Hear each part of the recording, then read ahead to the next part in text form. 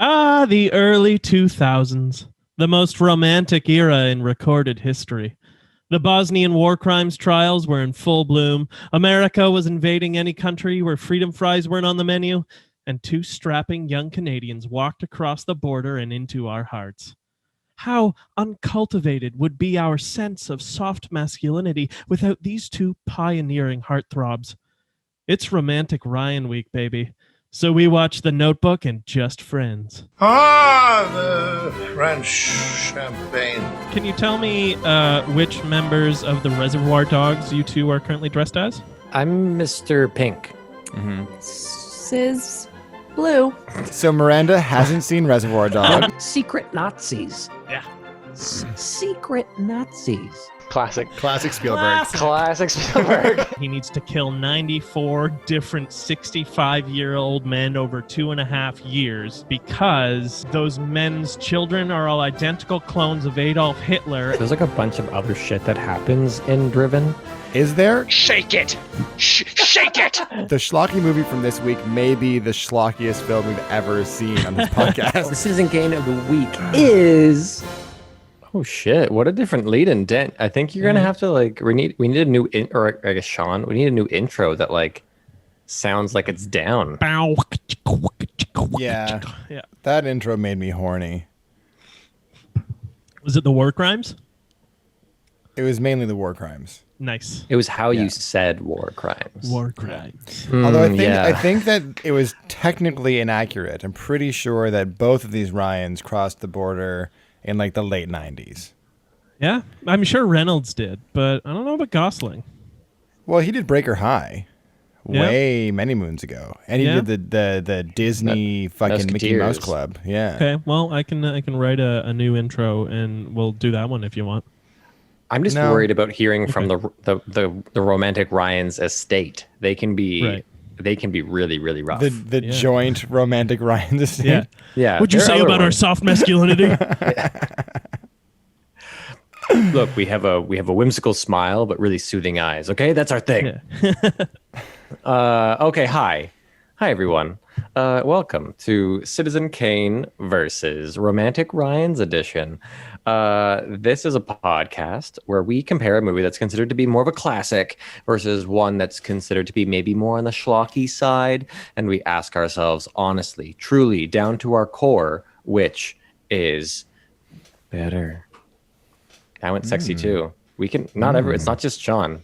We should all do sexy. Okay, so my name is Jack Rennie, and I'm joined by my two very sexy friends. A one. Slippery Sean Jacklin. Oh my god. Yeah. Ew. That's, oh my god. And the other. A very dry Daniel Benoit. Oh no, that's not good. I I know that sounds like I'm like barren. yeah. Like I'm a Yeah. sexless creature. Yeah.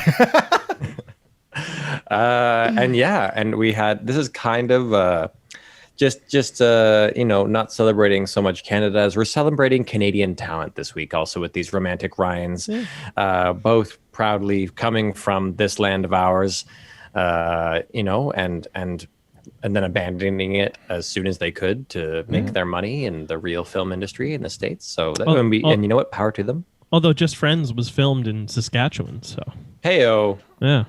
boom, that points. That's And points. Rachel McAdams is also Canadian, so Points. yeah. These are points on the board. Yep. So, and there's some pretty funny things that happened this week in terms of, we were just talking about it before we got on about, I think I'll just say it, about how like in Just Friends, they go to see The Notebook, and I did not, like, I'd seen both these movies. I forgot that happened. Yeah, I didn't know it that. wasn't intentional. No. And I watched it second, and I was like, oh dear. And it really spoils The Notebook too. It shows the one scene. It does. I mean, it's not too. I mean, The Notebook lets you know what's happening, but anyway, but it's still, it's like the scene. It's the scene that they show. It's rough. I mean, not rough, but it's just a funny choice. Oh, I thought it was rough. It ruined my entire experience of both films. I had to turn wow. the movie off. Yeah. Wow. Oh damn. I'm Yeah, it sorry. was terrible. You had to stop doing dishes. You had to put them down. You had to walk I had into to the wake next up room. from my nap to turn the movie off. I had to pause the P90X yoga that I was in the middle of. Didn't these movies come out like 2 years apart? Yeah. So The Notebook was just like an instant classic that they felt that they could just throw into another movie. It hit hard when it hit, I would say it was an instant classic. There were people, I remember when it came out, people lost their minds, and it was like, although maybe I don't remember that, because when did it come out? 2003. Oh, yeah. So yeah, it came out, and then people immediately were like, I love this movie. It's the most beautiful thing, and I love it. And I am now in love with Ryan Gosling, and a little bit with Rachel. Like, people went crazy about this. It was a Titanic level, in my opinion. Although I didn't experience the Titanic. I remember falling in love with the dad and his mustache. Ooh. Yeah. Wait, Rachel McAdams' dad? Yeah. The goofy, like, Colonel Sanders' dad? Yeah. Yeah, I thought that was like a joke character. Like that guy did not fit in that world at all. I mean, I guess he did, but the mustache was so silly. It was a silly stash. I mean, I did love it, though. I guffawed when they suddenly cut to him. His introduction is that he's been waiting for her on the porch of their like plantation home, and it's like a jump scare, and it's this like this kooky oil baron aspiring to be Hugh Hefner. It's like Daniel Day-Lewis's character from There Will Be Blood mixed with Hugh Hefner. Like he has the slicked dark hair and mustache, but then like a red silk like gown, and then the mustache is twisted up, and he's like, "No, where you been, huh?" Like, up all night waiting for you on the front porch here. Allison, where you been out here, that boy? There's gonna be a lot of that this episode. So buckle in, ladies and gents. So Dan, tell us about these movies. Let's get some little intros. Really send us in. Stick the landing. Do you want like different? Do you want like? I think that's a bit too like fast. If you could do like a remix of like something like a swing song. If you could like beatbox a swing song. Is that? That was like better, I guess. We'll work on it. We'll circle back. Right. Post. But in the meantime, in the red corner, representing the classic, two young lovers who must overcome time, distance, war, and shitty rich white parents to be together. Coming in at 123 minutes, starring Ryan Gosling and Rachel McAdams, The Notebook.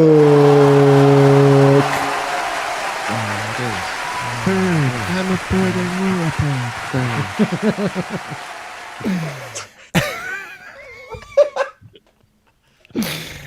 a bird. And in the blue corner, representing the schlock, a big fat dork turned LA stud who returns to his small Jersey hometown to win the heart of his high school crush that had him stuck in the friend zone. Coming in at 96 minutes, starring Ryan Reynolds and Amy Smart, Just Friends. Let people hurt to be respected. Forgiveness. I'm a bird and you're a bird. I'm a bird and you're a bird. I love that. Can you imagine if like Bruce Buffer was announcing a fight and he announced to one person and then he just giggled and he went and then he's like, okay, sorry. And in the blue corner. He'd get the shit kicked out of him. I don't know. I think we need to allow more in the continued fight against toxic masculinity. There need to be more male giggling. We need to put Bruce Buffer in a skirt and have him giggle like a schoolgirl all the way through his announcements. In the red corner, a cutie. Yeah. So this was a real shift. I feel like we really changed gears, and I feel like this has been a busy week for us outside of the podcast. So I watched The Notebook last night, and I was exhausted, which meant that I was also pretty vulnerable, because because I really just like sank into my couch. I was like 9, and I was like, I guess I'm watching this 2-hour movie. And the opening music of it is like like it might as well be someone saying, "So you came for a cry." It's like the sad red tinted river, and music's like there's like a sad piano, and I was like, come on, it's not gonna be like this, is it? And luckily it's not too sad of a movie. It has a sad scene, but otherwise This movie is fucking devastating. What are you talking about? So so getting into our first round, story. Is it good? I don't know. Home Improvement. Oh no, Jack.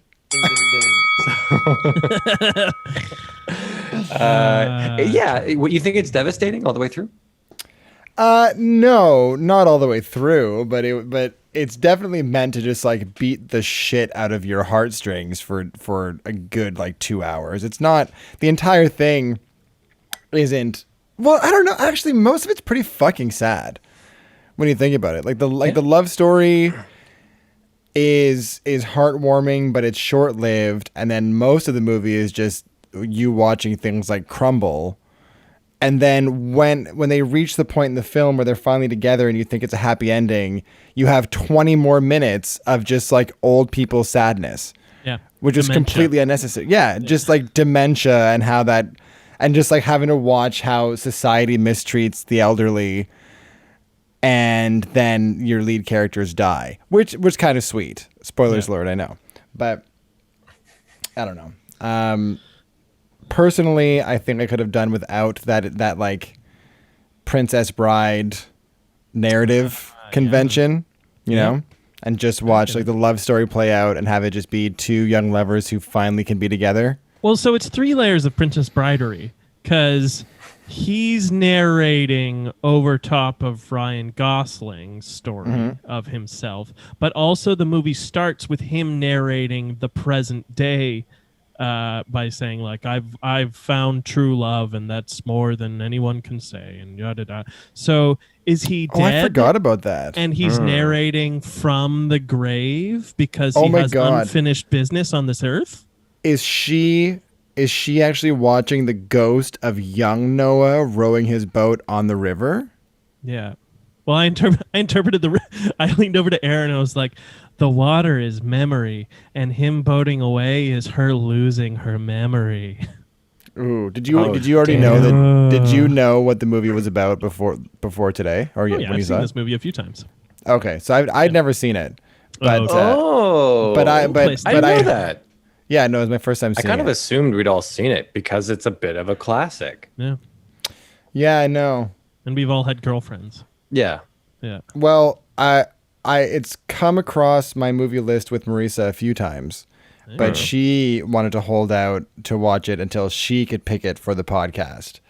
Oops. So, yeah, whatever, fuck her. But even with having not seen the movie, I feel like there was no like big surprise reveal for me as an audience member. No, it's not really a surprise. That's what I was going to say before. Well, but I think it's supposed to be. I think it's supposed to be like not like a fucking M. Night Shyamalan plot twist. No, but I think you know by like an hour in, like once their family come to see them. Yes. I think that's kind of the. I think they maybe want you to be wondering which man she stayed with is like the real reveal. Like, was it actually Noah? And it's not clear because he's looking at photos and it's a dark-haired man with her who looks nothing like Ryan Gosling. But I was like, old James Garner is not young Ryan Gosling for sure. Yeah. Well, no, but even there's like photos of their past that he looks at one point, and I was like, oh wait, does she actually stay with James Marsden? Like. But the confusing part is that they show, you're talking about when he's in the bed looking at the photo album, right? I think so. Because that scene, because you're right, but that scene comes after the reveal that she leaves James Marsden to come back to Ryan Gosling. So they show that she chooses Noah. Yeah. And then show Yes. this old guy in the bed looking at photos of like two people who actually look nothing like either one of our main actors. Yeah. I think she looks like Rachel. Yeah, I think it was like more Rachel McAdamsy, but Yeah. just like straight up the person in the photos had black hair. Yeah. Yeah. You know what I mean? And I thought it was weird. So it made me wonder. I was like, oh, did I not catch this in the movie when I saw it before? That like, does she in her old age believe that she chose Noah? Like in her dementia, but she actually stuck with the... Oh, and that Noah's here just really creepily, like trying to get her back still. Or that like, Ooh. or that he just like reads her this story and she's like, I know who I like, you know, like he's just reminding her of her past, and her past is also about Noah. Yeah. But he's also just a supporting guy and tells her the story of love, and Yeah. and maybe it's like different times. She's like, I chose you and I remember that I love you, James Marsden. And Yeah. other times he reads it and he's like, and she's like, I remember it was me. I went to Noah. And he's like, that's right. Because with people with dementia, it's easier just to, like, you don't, at that point, you don't fight them, right? You just go, yeah. So I was like, is that a layer? And I don't think it is. I think they just had weird photos that looked like Yeah. James Marsden. Yeah. Can you imagine That'd what a be sad fucking though. Can you imagine what a fucking plot twist it would have been if she had stayed with James Marsden and it was just Noah like creepily trying to trick Alzheimer's Amy or Allie into loving him? And it's That's James a Marsden's totally family coming different in. movie. Horrible. But it Being is like, please stay away from our mother. Please. Yeah. But that is more in keeping with the type of person Noah is when we meet him in the past, because he's straight up a sociopath in the first like 20 minutes of Yes. this film. Yeah. One of the notes I made is like, even in a movie like this that's like famous for its like being a classic romantic movie, it's like a bunch of the same kinds of problematic of Yeah. him like a her being Twilight like, film. no, leave me alone, please leave me alone. And he's like, what if I threaten to kill myself? Yeah. And I was like, what? Yeah. We haven't actually officially met yet, but if you don't go out with me, I'm going to throw myself off of this Ferris wheel. No, I saw you and I decided I want you. Yeah. What? And the other, when I see something I like, I gotta, and he finishes that sentence by just doing like a vague hand gesture to her and being like, I want you. He like kinda almost eyes. clenches his fist. Yeah. During a lot of that opening chunk of his character, I was the only like good thing you can say. It's like, well, for the time, at least he doesn't hit her. Like, I guess that's why he's an okay guy right now. She hits him, so it's all him. cool. Yeah. She hits him a bunch. A I will lot, say bunch. that He hits himself too, which is Yeah. so that levels the playing field. yeah. No. Anyways, I will say I was impressed with how decent the men were in this movie generally compared to other movies about men in the 40s. Yeah. I mean, Like, Ryan decent to Gosling's women. dad is like the The sweetest man. Saint. dude ever. Even my goodness. even fucking even Colonel Sanders. It was like, for a shitty rich white dude, not Yeah. the worst. He was like understanding and patient with his daughter, and like the mom was kind of painted as the evil one. So I will say I kept expecting, I expected James Marsden to be the one that hit Allie. I thought Yeah, that but was he's gonna be also a turning like, point. like story wise, you have to have the two partners that are spurned be like, it's okay in the end, Right. so that there's no guilt She's a to be real passed problem. around. Right. Yeah, that like the choices your protagonists make aren't burdened by like destroying other people. That they can just be like, oh, I'm fine. You go get what you need, kind of thing. Right. I mean, I don't know. Does James Marsden do that? Yeah, he says he loves her, but he wants to be the only one she loves, and like if that's not going to happen, then they got to break up. Right. Yeah. yeah, I he don't know if never that was actually the does same as him anything. being like, I'll be fine. But it's like him being like, I'm not gonna like beg the person Yeah. that I love to love me back. Yeah. I mean, Yeah. he does say it's okay that you just spent like a weekend with like banging this other dude who I know you're in love with. I still love you, and there's no hard feelings. You just have to love me only going forward. And she's like, nah, Thank nah, I you. can't do that. Noah didn't give me an ultimatum, so I'm gonna go back there. And then they invite the poor war widow, who he's like clearly stringing along, in for dinner after they've just reunited. Like, Yeah, what the why fuck? why does anybody think that's a good like I can see why she would want to go in there. I don't know why Allie thinks that that's like the courteous move to rub that in her face. Yeah. But when it it's happened Go ahead. it's so that when she leaves, she can turn and say she's absolutely wonderful, and then. Oh no, I get get it. I get it from a storytelling point of view, but Yeah. as a person, I'm like, Allie, that's a shit Yeah. move. And when it happened, I turned to Marisa and she was fucking grinning ear to ear. And I was like, that's fucking what you would do. And she's like, yep. And I was like, you? You're a psychopath. Yeah, what is fucking wrong with women? Anyways. I don't get it. That line will be in the next the next intro for next season. What the fuck is wrong with women? Yeah. Yeah. Great. Yeah, I think my laughter was around it, so I can cut that right out and just drop it in repeatedly. Oh no, it was like without anything obstructing Yeah, it. Like we got a alright. really good read on that Got one. a good Nice. clean soundbite there. Fantastic. Yeah, I will say just generally about the story of The Notebook is that it's like as much as like we talk about there's like a sort of a twist, but not really. It's just like a second story that's revealed alongside the main story, like of them later in life, and like you Which kind of know like what's going on. it doesn't add anything to the movie, which is why I felt like it was unnecessary. Well, I feel like it's there. Well, I think it does add to it because I think the basic story is a bit basic. Like it's not. It's just the two of them kissing a bunch for 40 minutes. Yep. Like But really. then like, they're torn ravenously. apart, and then she has to deal with the dilemma of which man that I'm in love with do I go to? Yeah, Like, but we have to love's- see that it is eternal. That like they went through these trials and tribulations for something that was forever. Sure, I guess, but do we have to? I think that maybe that like that plot device would have been more useful to me if we had seen Allie starting to like show signs of early onset dementia in the movie, because then you can see the aftermath of that, Right, like she and there's forgets her some kind of keys somewhere. connecting thread, right?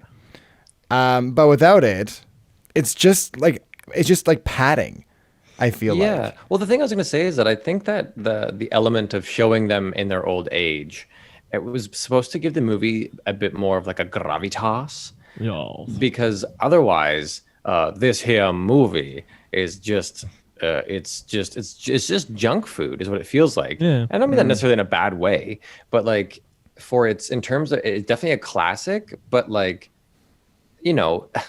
this is like when some people like again, not to make this about like genders and stuff like that, but like if a guy really loved like Rambo or like they loved Rocky because they liked the fights and it was a movie they really liked or whatever, like it's that funny thing where this isn't like more complex. Like this is actually a rather shallow movie in my opinion. I don't mean that again in a bad way, but like it's like it's hard candy. Like it's just like this candy coating of a story where it's just there's something about it. I don't know what it is, but you can hear how it's like from a really basically written book. It's like there to make people feel a thing really basically. It's like an hour of a movie plot followed by another hour of falling action, where like everything is just slowly resolving until it does, and then the movie is over. Yeah. Go to sleep now. So yeah, there's something about it. I kind of expected it, like because of its reputation, and I haven't seen it in many years. I kind of was expecting, I think, also a little bit more like something in it. Mm-hmm. And I think there are other reasons I can talk about as to why that is. But yeah, but I like it. I like the movie. To be clear, I like the story. Oh, yeah. I'm not really trying to shit on it. I'm just saying it's not super deep. No, you're right. So I want to play a game. Okay. Let's Yay. play name another pure love story movie that has a more complex and intricate plot. Princess Bride. That is a romantic comedy. It is a movie about true love. Yeah, okay, that's all right. Okay, fair. Okay, that's a good point. Name one more, because Princess Bride that's unfair to say. Yeah. Carrie, come on, Carrie, come on. For a Come on, second, Carrie. I thought you were saying Carrie as in like the horror movie Carrie. Come on, I was Carrie. like, have you seen Carrie? It's about true love. It is about true love. But I guess my point is that most pure love stories are rather shallow in terms of plot. The driving force of it is the emotional connection between the leads. Yeah. Right? Yeah. Which I thought this movie actually executed quite effectively, although parts of it were rather heavy-handed, let's say. I found by the end I was almost getting annoyed with how much I was obviously being manipulated by the music and by, you know what I mean? So Like He the scene- rebuilds the whole house just so he can have the line, "Well, I promised you I would." And she has to like look away in front of the CGI geese. Yeah. those fucking geese. Weren't they swans? No, they're The geese. Yeah, they're Yeah. geese of some sort. Geese of some Goslings. let's I play don't- name that bird. Goslings. Hilarious. But yeah, that's the thing. It's just like, I don't know. It's just clearly supposed to be that, and look, it's doing it well. But it's just, you can feel them trying to do it. There's something about a movie when it's like you can feel it trying to like pull you over to that Like- to a certain place. Like the scene where In a way that's just super out there. like the scene where James Garner has to go to his doctor's appointment and they introduce a doctor character that he's never seen before, so we can be introduced to the doctor character who's there just to be a dick and and give some kind of like conflict in the scene where he's just having his heart checked out. Yeah. And a conflict that doesn't feel grounded in anything. No. Where it's like it's not going to get better, it's degenerative, and he's like, cool, gonna still be around her and tell her stories of her past though. And he's like, It's like, cool, man, if you want to waste your fucking time, go ahead. Yeah. Your wife's gone. Get over it. look, I just met you, like maybe find someone else. Yeah. They literally shook hands 30 seconds ago. Yeah. And he's already like, you're an idiot. Yeah, just say that's really nice what you do. You know, like just shut up. What are you doing? Yeah. Yeah, fuck that doctor. Well, what Fuck about that Just Friends? That's a Oh, movie. what about Just Friends? It runs an hour 36. Yeah, give us more fun facts about Just Friends. With like 30 or 40 minutes of plot? Yeah. Maybe? A lot of really bad understandings of male-female dynamic that never resolves itself, really. No, I didn't understand like what are supposed to be like important moments that ground the movie. Hopefully like the romantic aspect of it. I didn't really think there was enough for her to come to him and like be like, Not let's at sleep over. all. I was like, because she found a list from high school. I mean, there's no denying the power of memory and sentimentality. Sure. Especially for women who are like a woman who is already clearly confused about how she feels about people. But I agree. I mean, they establish off the top that she now thinks he's a douchebag, and then he makes a hard right turn into like just a skinnier version of the dork he was in high school, which she wasn't attracted to. And then she finds a letter that he wrote about her in high school that shows that he loved her, but she already knew that he loved her because of what he wrote in her yearbook. Yeah. Yeah. But he's hot now. Hmm. Yeah, he looks like Ryan Reynolds now. Also, He looks like Ryan Reynolds now. yeah. So like there is that. Right? Yeah. If you're hot and you love a woman, she is way more likely to reciprocate than if you're You just summed up the movie. Oh shit. Okay. Well, yeah. I didn't know. Hold on. Let me get a pen here. I'm just gonna make a Yeah, note of take that. notes, take notes. This is good stuff. That's Good looks. Have them. Good looks. Be hot. Hot. Be hot. Be hot. And please. women. Sorry, women. You say women like? Was that like? I said love, but like works too. love. They also like. And men. They will likely ooh, sleep and men. with you And if you are attractive, is what I'm getting at. Wait, what? Men for sure will. Yeah. Yeah. Yeah. Well, yeah, but Yeah. Okay. Oh my god. Yeah. I think I need to go. Like this is Yeah, really. no. I need to go do some sit-ups right Yeah, now. this is really. I feel like I needed to know this way earlier. So thank you. Who was the female comedian that like roasted fucking Trump at the Michelle Wolf.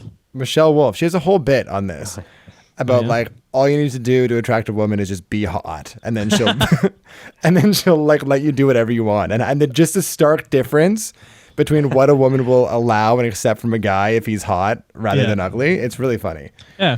I mean, that goes both same thing. ways. Yeah, the other way Yeah. around. Of course it does. Of course it Men does. will do fucking ridiculous, stupid things. They will drain their bank accounts to someone who's pretty and smiles through their screen to them on the internet. You know, Yeah. like so Yeah, but women have It's- pretty smiles, so they do, and they're soft and they're nice and they smell good. sometimes. Yeah, sometimes they do not. Yeah. Even then, I'm usually It's like okay they're with it. humans just like us. Whoa, Sean. Whoa, Oh, Sean. That is not the official stance of this podcast. Wrong. Yeah.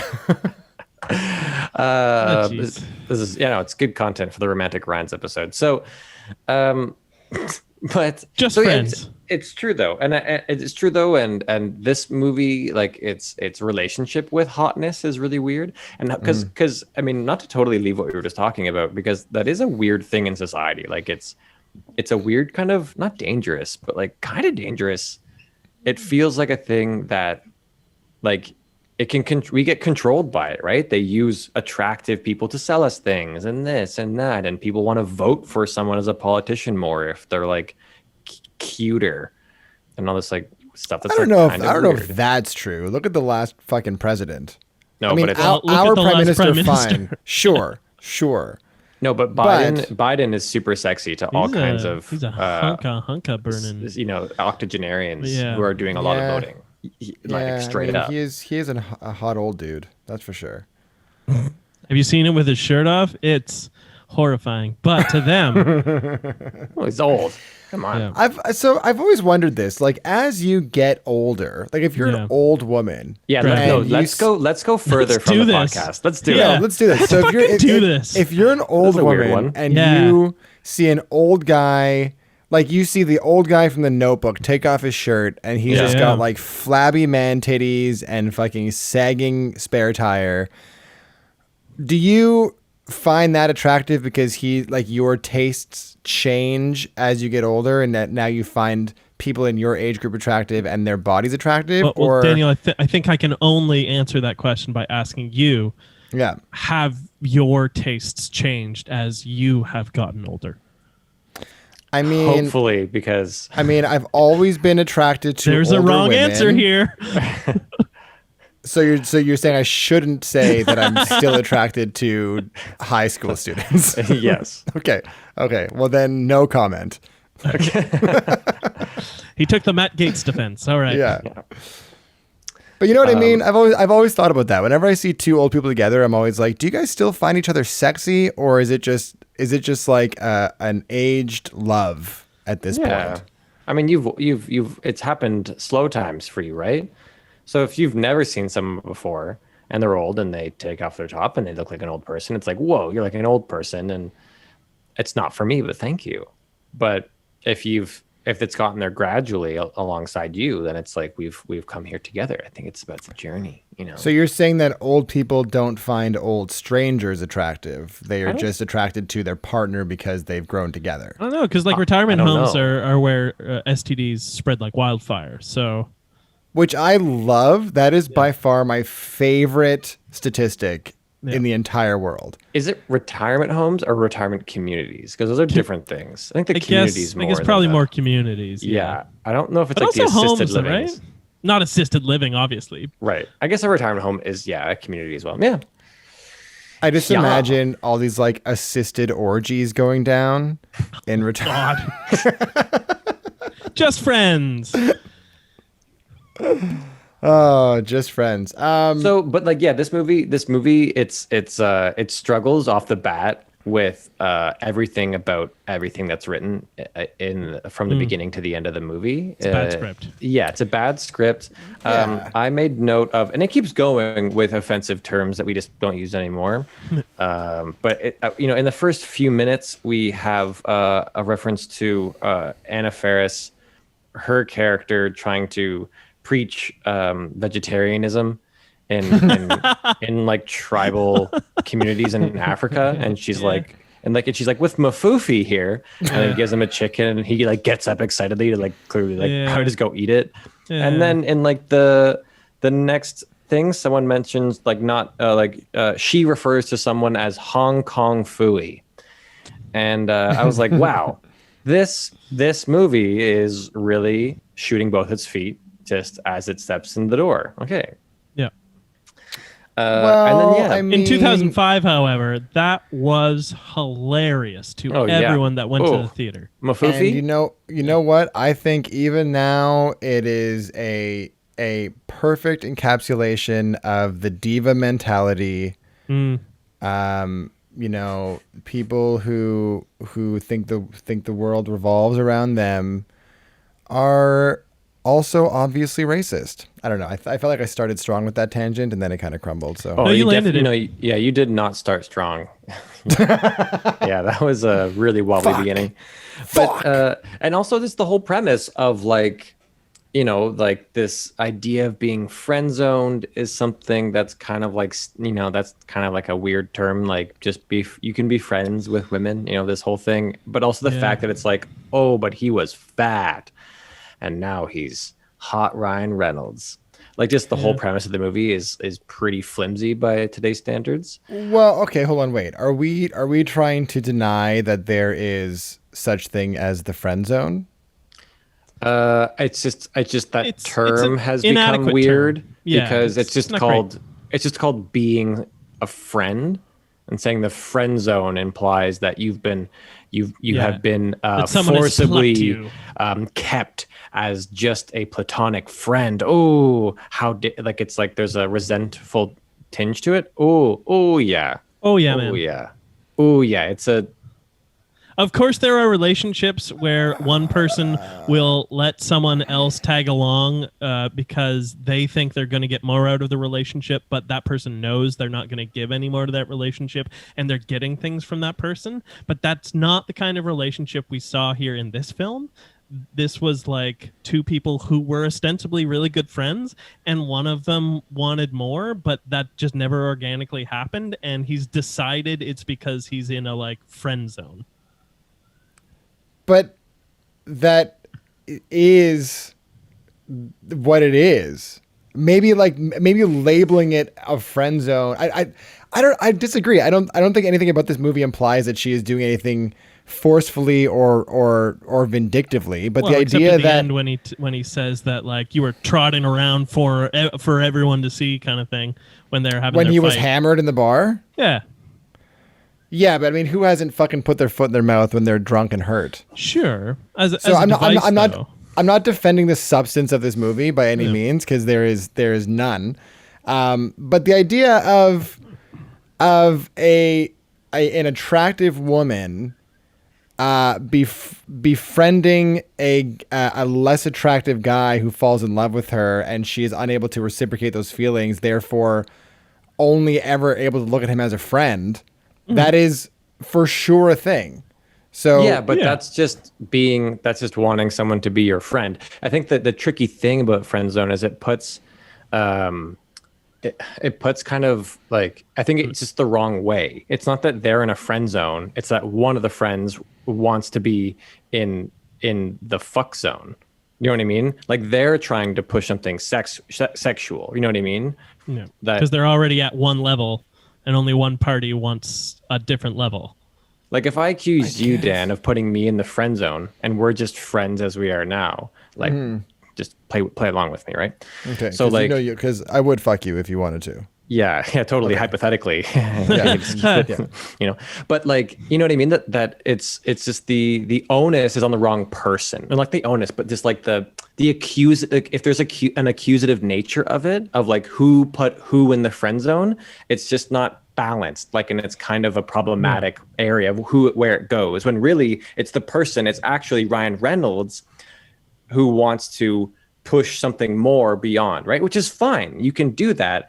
But if people are allowed just to be friends with anyone, right? So it's most commonly men who feel like they're in a friend zone because they want to have sex with people, right? So, and they just have to realize that's actually their thing, and it's not like women are doing it to them. That's why the friend zone thing is just, it's weird.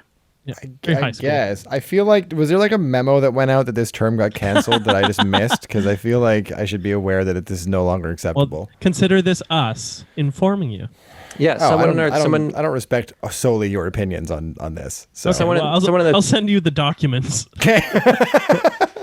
Someone on Twitch pointed out quite aptly that it's like the friend zone is a label boys use to justify being horny, Yep. which is is that someone who's watching us on Twitch right now? yeah on Twitch. Oh shit! Hey, friend. You know, So and repeat what it said. that What they said. that Sorry. the friend zone is a label boys use to justify being horny. So it's they're not taking ownership of their own horniness. Do you know what I mean? That's why it's not fair. It's like it's the other person's responsibility that they are in the friend zone. And you can be horny. People are horny. You know what I mean? Like, I'm not trying to criticize that. It's just the friend zone. It just puts it on the wrong person. You can't go to your friends after and be like, man, she totally put me in the friend zone because I can't put my ding dong in her. I mean, you can do that. It's just weird. Right. Yeah. I guess I see that side of it. I guess I understand that. I guess maybe I don't see that side of it in this film in particular, because when they show that he's in love with her, or that he is upset about being in the friend zone, he isn't trying to get laid. He isn't trying to force himself on her. He's just like innocently in love with her because they have such a strong connection. Yeah. Right. Except So that I guess whole part where he is trying actively to have sex with her when he's back home in New Jersey. Wait, the which part? Where what part his is he whole actively plan- trying to have sex with her? I think His whole he's plan trying to is like to be like, stick it yeah, to I'm her, gonna not have to. sex with her later. Yeah.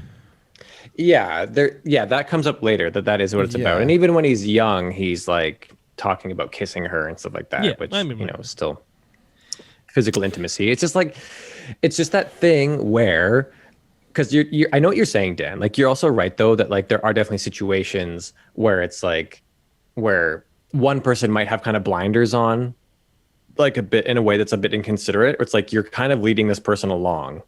You know what I mean? Like this person is clearly infatuated with you, and you know what I mean? And like, you don't owe them anything, but and I think a lot of people have, right? That's the nature of life, is that sometimes you're around someone and you really would like to be with them in a larger capacity, whatever that is.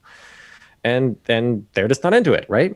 It's just that thing where that's on us if we are that person, right? I guess.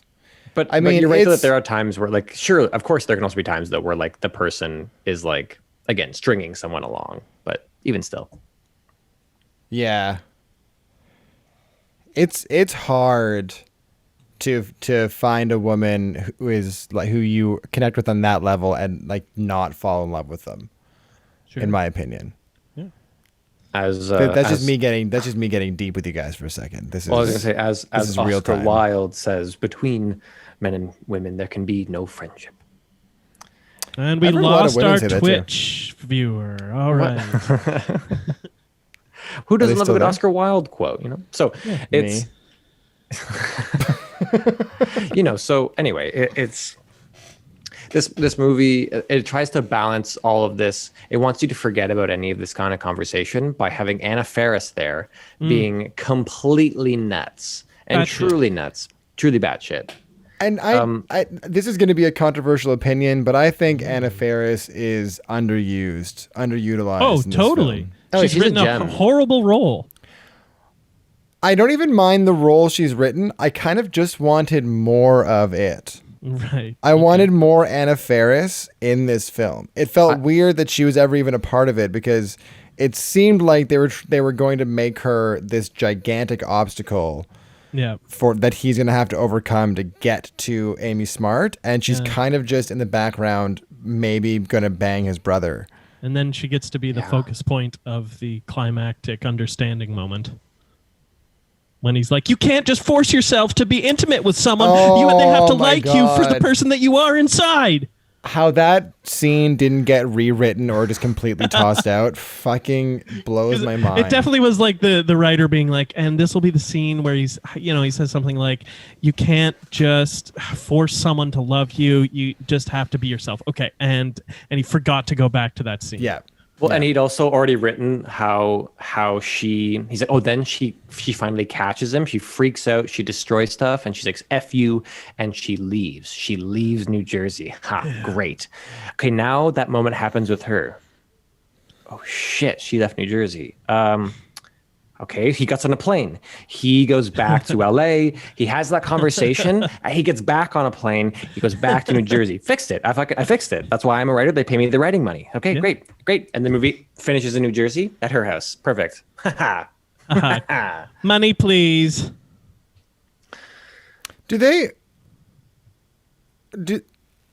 What happens with his job?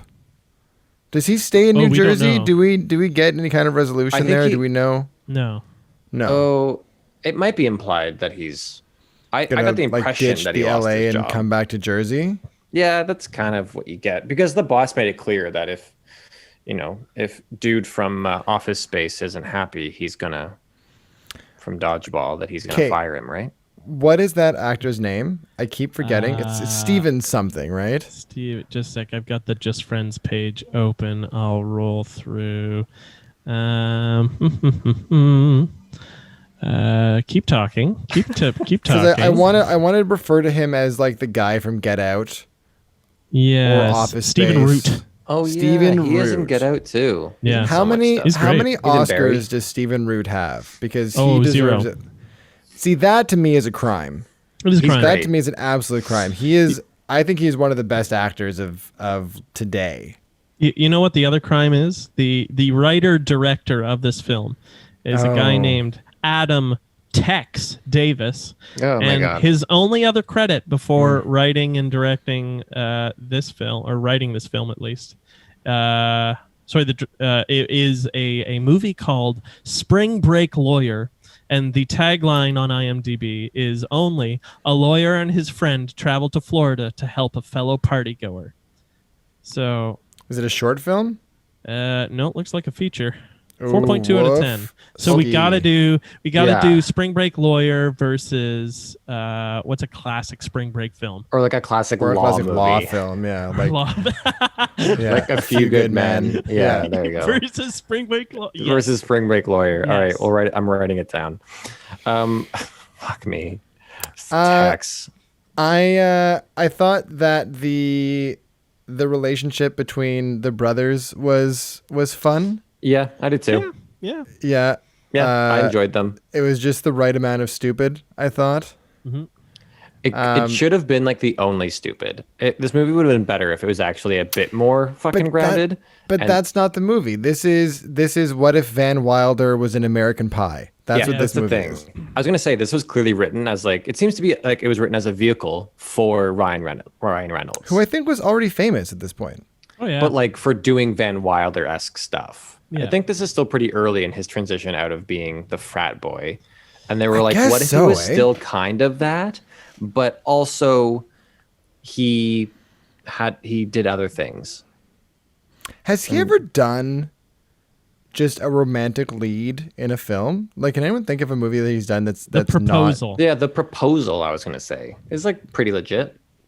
It's a rom-com. With him and who? Sure. Sandra Bullock. Waiting also came out in the year of Just Friends. Waiting is more in line with what I expect from this Yeah. this Ryan Reynolds era. This is after Blade Trinity. This is Oh no! What? yeah. So This this is is a step. after? This is Yeah, a yeah. step backwards then. What? It sure is. Yeah, Blade thought Trinity s- was like 2003 or 4, I think. Oh, When was man. the Wolverine Origins? Oh, we were talking like 2008 That's or so. later. around there. Okay. Let me see Alright. here. it's- 2009. Yeah. I guess I forgot that Ryan Reynolds used to do he used to be like the frat boy guy. I get Yeah. that with Chris Evans a lot too. I'm like, you used to be just Yeah. like the teen movie hot guy, Well, that's a lot of and roles now you're when Steve you're Rogers. Yeah. When you're a young guy, that's going to be a lot of stuff, especially in American movies, is going to be like a That's frat true. boyish type thing. You know, playing a high schooler, When you're that 40. high school of 35-year-olds. Oh man, Oh, that opening Jesus. scene was ridiculous. It's so rough. They're all clearly like doing their PhD. Like Yeah. they're aged. And I like that that it's like just to make sure they don't stick out. Like it feels like what they do. Like I feel like we saw this when we watched a Spider-Man. Although we didn't get to high school scenes. He's out of high school, but like I remember the high school scenes from the first Spider-Man movie. Like they're all because Tobey Maguire and Kirsten Dunst are in their like mid-20s. Yeah. Everyone in they're just like, okay, so everyone in the high school has to be in their mid-20s so they don't stick out. And I feel like this movie did it too, but they were like, okay, Ryan Reynolds and what's Amy Smart? They were like Smart. 30, so everyone has to be like 30. Yeah. And so this high school party is like, okay, okay, All right. okay, all right. Is there anything else we want to say about story and stuff like that before we just carry on? No, I think I'm Yeah, good. let's keep this train Then choo-chooing. end of round. I see I'm a giggly announcer today. Moving into our second round, which is looks. Okay, are they good? So we were just talking about how it's very silly. They are clearly not teenagers, but that's okay. It's a movie conceit. It's fun. It's kind of funny. Sure. I think they even joke about it. They go, "You haven't aged a day." Like there's little lines in there where the movie, I think, is a little bit aware. Yeah. Well, that's what I found so funny is everyone who sees Amy Smart's character like years later Yeah, is like, oh my God, I can't believe what a beautiful young woman you've grown into. yeah. Yeah, And you're that like, line. what? Like- You look exactly the fucking same. same. Yeah. Looks. What do you talk about for looks for Just Friends? Ooh. Looks like a Well 2000s crafted, well crafted fat suit. yeah. Yep. Yeah, it was very Yep. good. Yep. It was very good. I appreciated that they didn't go too fat. Mm-hmm. Like they just went like chubby nerd instead of obese. Jonah, like it's like a Jonah Hill esque kind of thing, you know? Yeah. Yeah. Yes, exactly.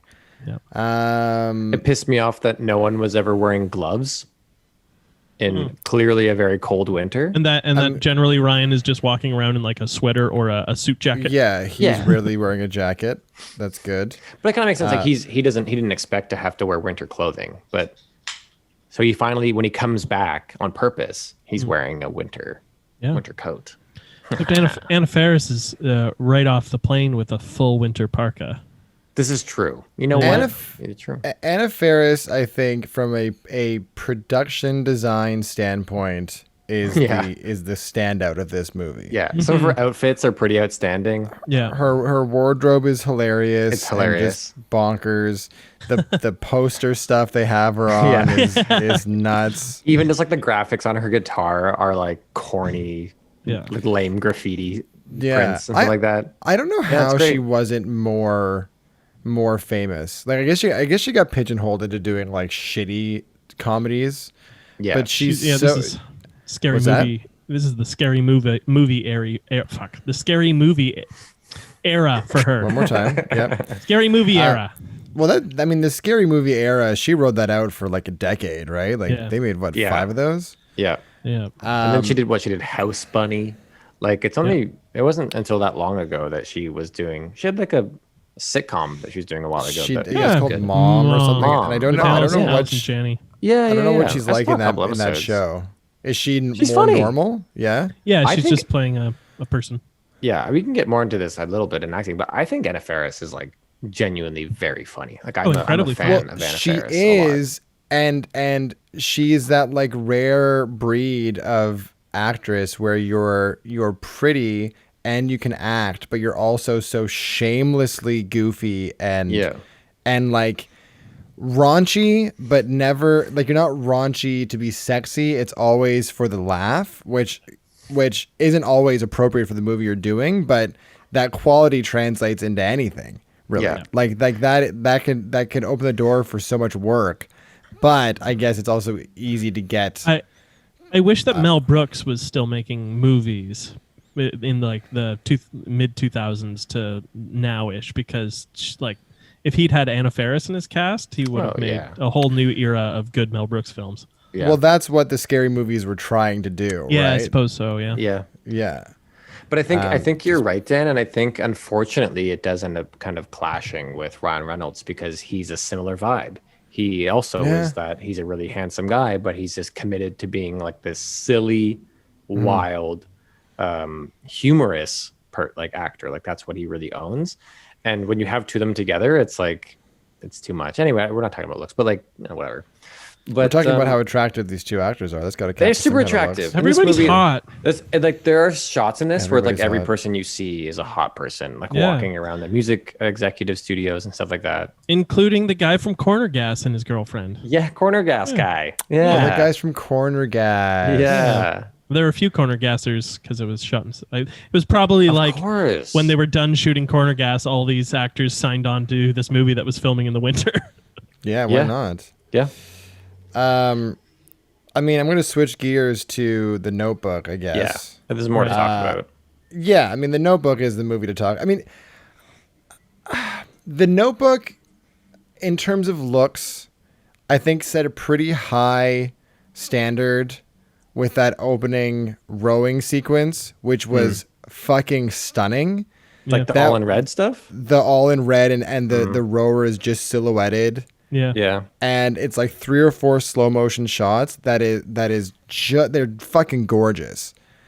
It's gorgeous, but it also kind of looks like the graphic that leads into like the logo for a movie production studio. A little bit. Yes. It kind of Yes. it's a bit anyway. But yeah, I agree. To It's very your nice. point, there is a certain stylized quality to it. Yeah. And it feels like it's setting up a movie that it doesn't deliver. Do you know what I mean? Like nothing else in the film is shot like that. Everything else is, I mean, the production design in this film for the time period that it's supposed to be taking place in, I mean, is quite effective. I mean, nothing stood out as being as distracting or not appropriate for the time, but more or less it's shot pretty standard. There's nothing like the cinematography is fine. Yeah, his framing is nice. Or at least, and the director, they obviously worked together to get really interesting images of like all the jumping up and like huggings and just the way that they shot the actors in the scenes was always very stylized and made a point. It was nice. Yeah. There's also a couple of shots that made me want to barf. Like very short, fleeting ones that nobody would probably even notice. But like, there's one where they're them as an old couple are walking into, I guess, like the sunroom of the retirement home. Yeah, and they have to just show them crossing from the door to the seats, and it's shot on like this fucking 12mm lens, so everything is fucking super distorted and looks like a fucking fisheye. It's like 3 seconds, but I saw that and I'm like, who let that go? Yeah. Why not just make that 2 shots? The dinner You son of a scene bitch. when the sun's setting behind them outside, it's clearly like they've green screened in a sunset behind the studio that they were shooting in. So after you've had all these scenes with really nice real outdoor shots, to suddenly have a green screen effect was super jarring. Well, that they did that with that geese scene I mentioned, where they Right. originally it's kind of amazing. They have them rowing through this swamp, this lagoon. What would you call Bayou. that? A bayou. And there's like all these geese everywhere, and it's pretty amazing. And then they clearly didn't, like, they couldn't shoot in that or something like that. So then suddenly it's them in front of green screens finishing that scene, which is pretty weird because it's a really important scene. So it feels a bit like jarring. Oh, that's a scene right before he. I wrote you a letter every day Right. for 365 years. Yeah, it's before that. Yeah. Right. That is like the Yeah. prompt for that scene. There's also 'Cause it a shot rains. in. Yeah, it rains after that scene, and then the letters. And then she's like, "Why like, didn't you write?" I'm having so much fun in this rain. Why did you not write me? Yeah. Why didn't you write? Yeah. Yeah, there's also a shot in Just Friends where he's like riding the bike over to her house, and it's fully just blurry. It's fully just out of focus. I saw that a lot in the Notebook too, actually. Like pivotal Really? moments, like pivotal close-ups, where it's just shy of being in focus. So you have this like extended scene where one of the people are just like fucking blurry. I noticed one of the shots, it was a focus on it was Rachel McAdams, and her mother was about 10 feet behind her. And Rachel was purposely blurry so that you were only focused on the mother. And I noticed that one right away because I was like, what's Rachel doing? I can't see. But That's an intentional yeah, of course. focus pull so that that's leading the Artistic merit eye. to it.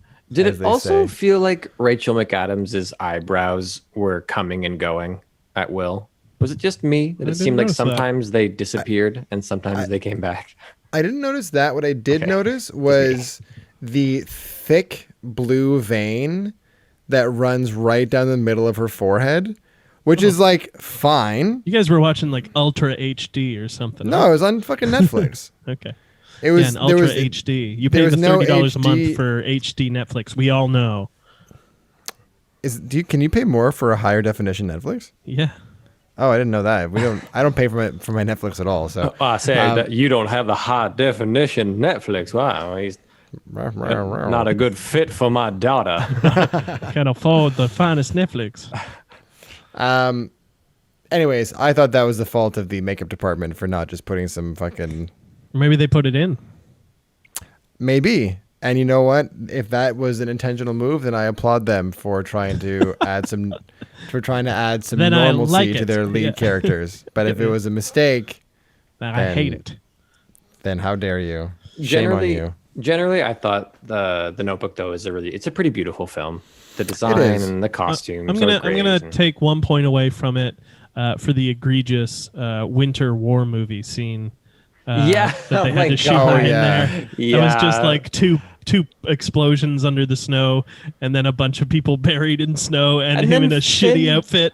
Well, Yeah, it's and because they then can't Finn, sell Ryan right? Gosling as a soldier. Yeah. They can't focus on that too long, right?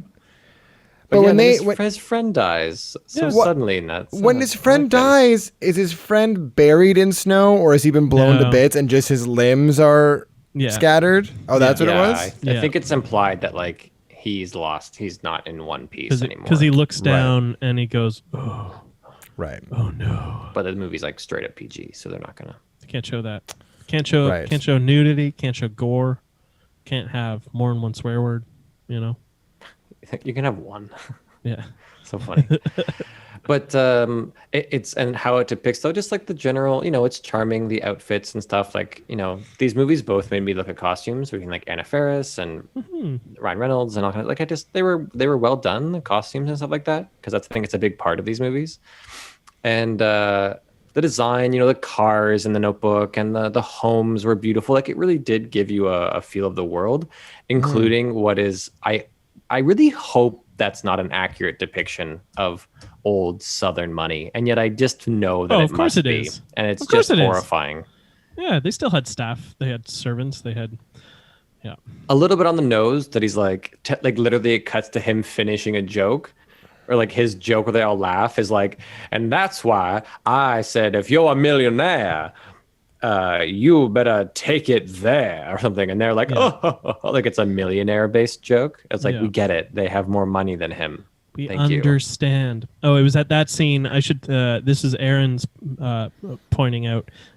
He's wearing a black shirt, and everyone else is wearing a white shirt. That's and crazy. It shows that he stands out from them. Yeah, I didn't even notice that. It's so subtle. I didn't. Honestly, I didn't. You didn't notice that? Oh, I noticed that. I noticed that like, right away. They're all did like notice full it. white 3-piece suits, and he's in like a black T-shirt Like a for the black first turtleneck time or in the something. movie. Yeah, that caught my attention, but I didn't put that together. I didn't like. Yeah, wow. Stands out. He's the black. He's the black sheep. You know.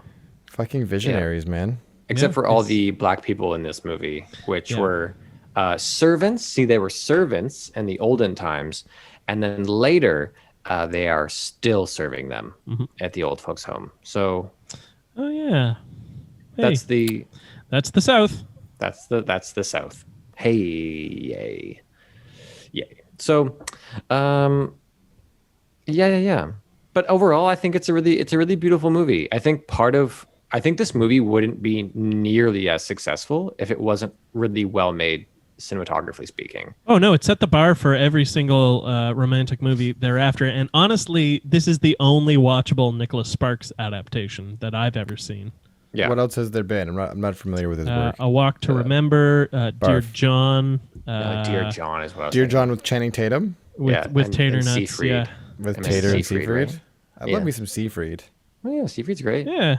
But Tater Nuts, not in a romance. Come on, love, hate. Oh, sometimes. Come on, who knows? Who knows? It's like you asked earlier, Dan, and I've been kind of thinking about it a little bit to see if someone comes back to me. A pretty good romantic movie that actually really got me is one starring The Eagle. The Eagle. It's I think it might be Katherine Heigl in her 4 Years of Fame, and Gerard Butler. And it's a movie about Gerard Butler has died, and he's left her a series of like ongoing. Oh, that's yeah. What's that? That's a Sparks one, isn't it? Yeah, but it feels like a Sparks one. But that one, I remember I saw that and I wasn't really ready for it, and I was like, this is beautiful love. Like this idea of leaving someone like a whole national treasure like sequence of events to follow is like really beautiful. And that movie got me. I don't know what you're talking about. I'm gonna read you a list of Rotten Tomatoes scores. They're all Nicholas Sparks movies. Okay. Tell me which one is The Notebook. Okay. 32%, 27%, 53%, 30%, 29%, 21%, 21%, 13, 12, 31, 11.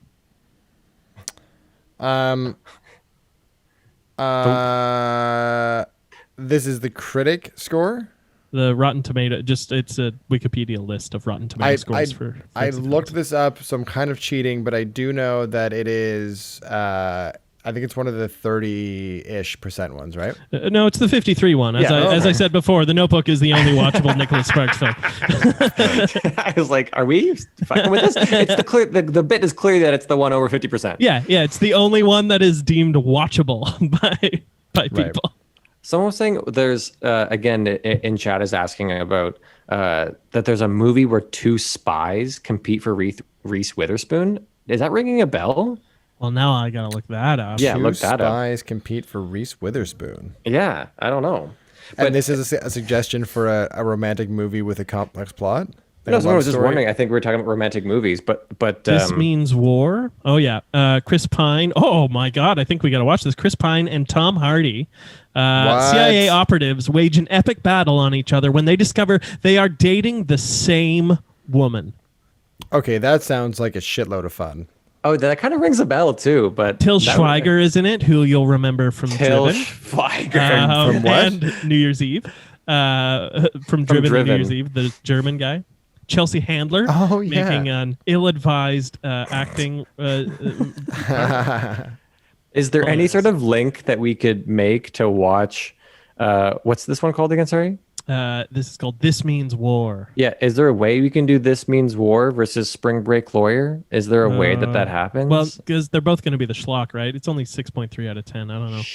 That's pretty good. And you got to look to the Rotten Tomatoes because the IMDb score is not a good reflection of it. Right. Okay. I imagine that movie being dope ass. That sounds like it was made for me. Sure. And it's Tom Hardy and Chris Pine. And Reese Anything with Witherspoon. Tom Hardy, I'm fucking in. Yeah, I will Till watch Schweiger. Tom Hardy take a shit. Like that guy is Stop. fucking dope. What? Stop with the Till Schweiger, Sean. Hey, I'm just saying we gotta get Till a kill in. All right, end of round. Moving into our next category, which I forgot is we were doing a podcast here. I know, which is sounds. Huh? Were the sounds good sounds? In your opinion? Ding ding ding. He puts in Not ding really. ding sounds. Yeah, I don't know. Again, like I kind of mentioned, the movie in The Notebook is too much. It's too much. Yeah, okay. Yes. The score of the movie, the parts that are meant to obviously make you weep like a small child. The melodrama, yeah. Yeah. So much. But I'm such a sucker for music from that time period, like the swing and like just hearing any song that comes from like the 30s or the 40s that has that kind of like raspy fucking vinyl like You on like a scratchy distortion. vinyl record. You Where like- it's yeah, but like you like organic distortion. distortion, not Where like, it's like- not like digital distortion. With the staticky vinyl, and it's like. Yeah, I love that. I love that so much. But on the other hand, with Just Friends, we have the underrated musical stylings of Anna Faris. Yeah, and an it original was stuck song. in my head, and it was so frustrating that after this movie today, that I was like leaving the house, and it was like, forgiveness is more than saying sorry. It's good. It's a catchy Sorry. What was I it? like her song where it's just sex noises. Yeah. Oh, the man. exact line from Anna Faris's forgiveness song is, "To forgive is divine, so let's have a glass of wine Yeah. and have makeup sex until the end of time. Time. It's a masterpiece. I don't. It is a masterpiece. I'm equally a sucker for original music in a movie. Yeah. Yeah. As well as a whole separate like YouTube video that they tacked on the beginning and end of this movie, which is just Ryan Reynolds lip syncing. Oh, In the yeah. fat suit? That was less fun. I mean, I didn't What? mind it. I kind of liked it for me. I'm gonna Did be you real. really? I thought it was like arguably better than the movie itself. Arguably, yeah. no. Yeah. Yeah. So That's true. I could have done with. I would have accepted like 10 seconds of it in the credits as they were like or setting up like a blooper reel. yeah, that would have been cuts, fine. But Cuts with two- other stuff. Yeah, but two They thought fucking it was minutes really of just funny. fat Yeah. Ryan Reynolds just like riffing on a Boys to Men song. Clearly nothing was rehearsed. It was just him like, Yeah. Him warming up. ad-libbing. Yeah. yeah, exactly. You got to see how much you can move in the suit there, Ryan. So you can just like, we'll put on a song. Can you like lip sync for us? And he's I like, think- kind of. I think it takes several hours to put on all the stuff. And Yeah. I bet they just had music on. And then he started like doing his Ryan Reynolds thing. And someone was like, that's going to pad out the first few minutes of the movie. Thank you. And then they contacted Go, Boys to Ryan. Men and paid them $50,000 Yeah, to that's use true. their song.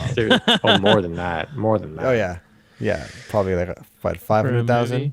The thing 4 that's why million? again, like this movie was, I think, really supposed to be a vehicle for him. So it was like, Yeah. I'm sure they were just like, what else can you do, Ryan? Like, what else? He can lip sync. All right. He's like, I can badly lip sync in a fat suit, and I can impersonate Jim Carrey in a car.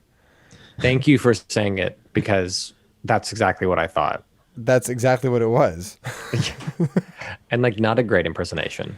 No, Be real. no, and I again, hot guy. I respect the fact that he can be hot and have a comedic freak out in a movie. Sure, but also We've seen it with an Yeah. arguably hotter man. We've seen the in- Master. in We've seen the other Ji- Canadian. Jim that does Sif that. Carey Yeah. Esquire. Esquire. Thank you. Yeah. Esquire. The Just Friends was also really like, I think it was really like nervous about showing us its scoring, because it like there'd be a scene where he's just like walking out to the car, but underneath very quietly there'd be like dum dum dum dum dum dum dum dum dum dum dum dum, and I had to like turn up the volume. Like, is there music there? What the fuck? Just really, really coy with us with their music. Yeah, because this is also a Christmas movie, which is something was that I a kind Christmas of forget. They have this like roaming, this like creepy. It became creepy. The roaming carolers that they used as a setup for shots like multiple times, like on a bridge, on a street, and they just walk in a perfect line, going like "Deck the halls with boughs of holly" to no one. They were spooky. That was like some Krampus level Christmas creepies. I mean, yeah, it. but I think both of these movies had creepy elements. I mean, when they're in that weird fucking haunted house that Ryan Gosling ultimately buys. Let me take you to a haunted house for our first romantic night. Yeah, and then she plays that piano, and it sounds like something straight out of a fucking like bad acid trip. Ding, ding, ding, ding. Are you not turned on right ding. now? I mean, I got turned on. Yeah. That does it for them. It's literally that kiss on the neck, make love to me. I mean, it's the 40s. They didn't have porn or the internet. Yeah. I did. Like- this is not It's like a your sound wrists note. are awfully beautiful playing that piano. Yeah, I mean that would do it. That does it for me. Faster. This is not a sound note, but I did really appreciate their like awkward disrobing moment before yeah, it they're was about great. to have It's a sex. beautiful It was scene. so cute, and I like this. This is maybe a look scene or a looks note, but I like the fact that Ryan Gosling was still skinny Ryan in this movie. That he wasn't all jacked up for his leading role. He's definitely bridging the gap. Yeah. He's like in between Remember the Titans and fucking Oh yeah. Crazy I don't Stupid know, Love. Or Crazy whatever. Stupid Love. I guess that's the only movie I can think of where he actually shows off just being jacked, though, right? I mean, even in Drive, he's not. I guess he's he a wears little big tight in Drive. shirts. He wears Yeah. He does wear shirts. tight shirts. Yeah. Yeah. Even Ryan Reynolds isn't flaunted too much for being what we know is in really good shape at the time. He's never actually like. It's actually kind of weird when Amy Smart comes to him and she's like, "Wow, like, hey, look at you! I can hug you in these arms and then your chest." And it's like he's like in a kind of baggy suit. Like it's not like. Well, I think Really, it's because anyway. they all assume that we've already seen Blade Trinity. Oh, I see. Right. Is just ripped to shit. So we just You knew know. him in Blade Trinity. We know what he's packing under there. Yeah. I'm going to circle back to looks because that's what we do in sound. Yeah. And True. and just pose a question. Did anybody else find the sex scene in The Notebook to be a little disorienting? The weird like half crossfades and like little dips to black every couple of Right. seconds. Yeah. The one when they finally make love when they're older, They you mean? finally make love for 3 seconds, and she's like, "Oh my god, that's what I've been missing." That's what I've Oh missed. man, what an on the nose fucking.